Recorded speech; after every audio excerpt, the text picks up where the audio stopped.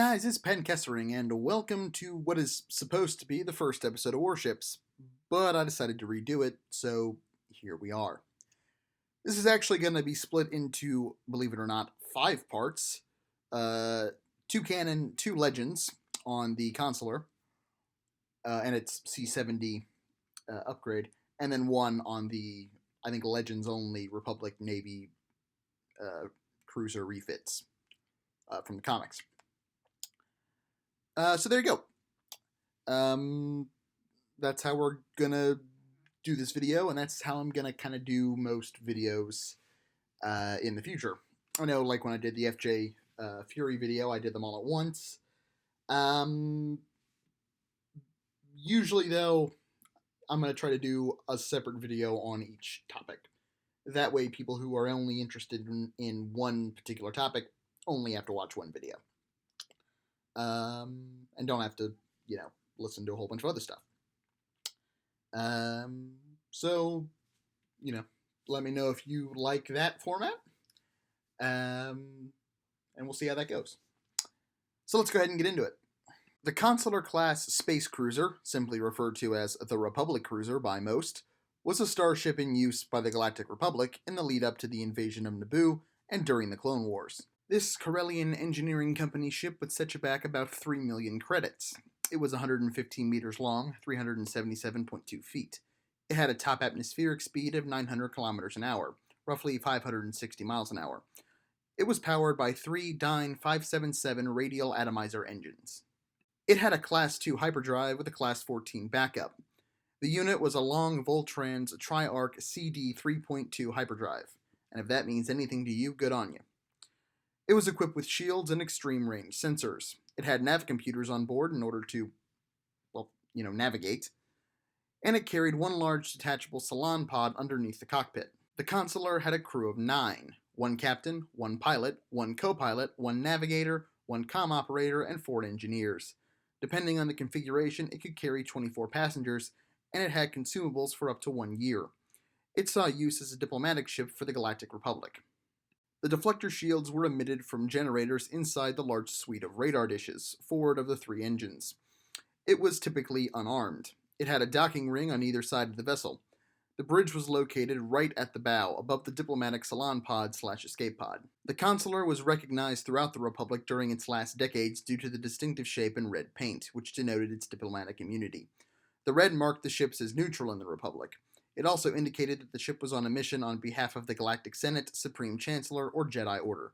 In 32 BBY, Supreme Chancellor Finis Valorum dispatched the Radiant 7, carrying Jedi Master Qui-Gon Jinn and Jedi Padawan Obi-Wan Kenobi, to negotiate an end to the Trade Federation's blockade of Naboo. The ship docked in the Trade Federation flagship, the Lucrehulk-class battleship Sakak, and after disembarking the Jedi negotiators, the Radiant 7 was fired upon by turbo laser turrets on the order of Dark Lord of the Sith Darth Sidious. Since the ship's shields were down, the ship was destroyed easily. During the Open-Closed War of 29 BBY, a fleet of these cruisers arrived on Carnelian 4 after being called by Jedi Knight Obi-Wan Kenobi, who claimed the planet's atmosphere had a large concentration of Tabana gas. The cruisers arrived to secure the planet and survey for the gas, but their presence was enough to end the battle between the opened and the closed. During the Clone Wars from 22 to 19 BBY, many of the Consulars were converted into armed frigates and escorts. Most of these upgrades will be covered in a future video on the Charger C70 series of mods. Now, usually I don't do my opinion in the Canon videos, but I'm going to make an exception here because there's some behind-the-scenes stuff I want to talk about, and I wrote that in the Legends video, not thinking about it, so I'm going to do it here because I don't want to change it. Anyway, I'll try to be brief. I like the ship. I think it's a good ship. I like how it ties in shape-wise and in the opening shot of the Phantom Menace with the original trilogy. I think it's very good. I'm glad they went with this ship instead of like a sleeker design. The idea of an unarmed ship, while very Republic. You almost get like a Federation from Star Trek situation here, where it's like, yes, your ship might be a ship of peace, but in space, more so than on any planet, it's a lot harder to lock down like criminal organizations or pirates or other factions. So it's probably better to have guns and not need them than need them and not have them. Yeah, that wouldn't have saved the Radiant 7, but it would have at least probably, it would have made them a lot more imposing. I think, honestly, the Charger C70 is the best version of the Consular, but I'll get more into that in another video. I do want to touch on one other interesting thing. Since the ships were technically considered neutral, and the Trade Federation fired on one, I don't know why that is allowed. I know the Trade Federation is part of the Republic, but usually when you fire on a neutral ship, it's usually considered an act of war. And yes, I know Darth Sidious, political machinations, yada, yada, yada. I don't care, because it's just an interesting situation, because you've got a faction within the Republic firing on a Republic ship.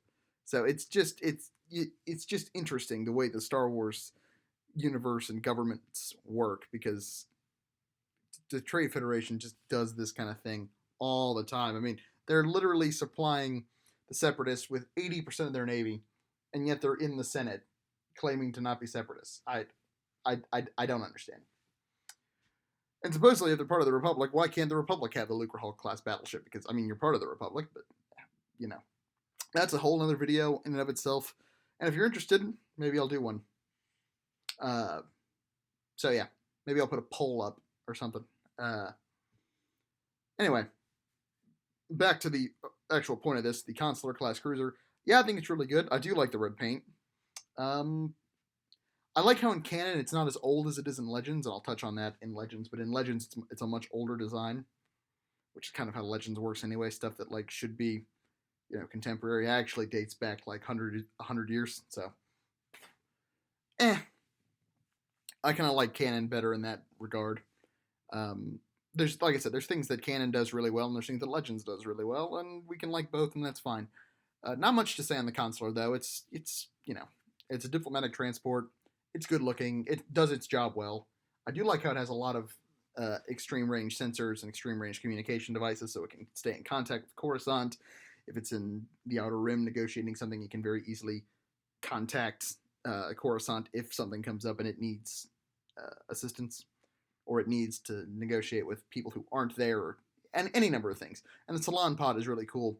I imagine it almost being kind of like a shuttlecraft. You can go down and configure the living life support situation to whoever you need to pick up, and then fly back up, which is kind of neat. But just a lot of neat stuff on this ship that I think works really well, and I quite like it. And it's kind of unfortunate we don't get to see more of like the base model Consular. I kind of wish we could have seen some of it in the Clone Wars series, but they kind of used the C70, which I guess makes sense. But yeah, I'll touch more on C70 in another video. But yeah, the bog standard base model Consular. Good design, good ship, very Corellian, modular. I like it. Modular is always good. And I think in Legends it can be configured to things other than like a diplomatic transport. It can be used as a cargo ship or a passenger ship, or all kinds of these other things, which I'll touch more on in the Legends video. But yeah, that's about it for this one, and that's about it for me for right here.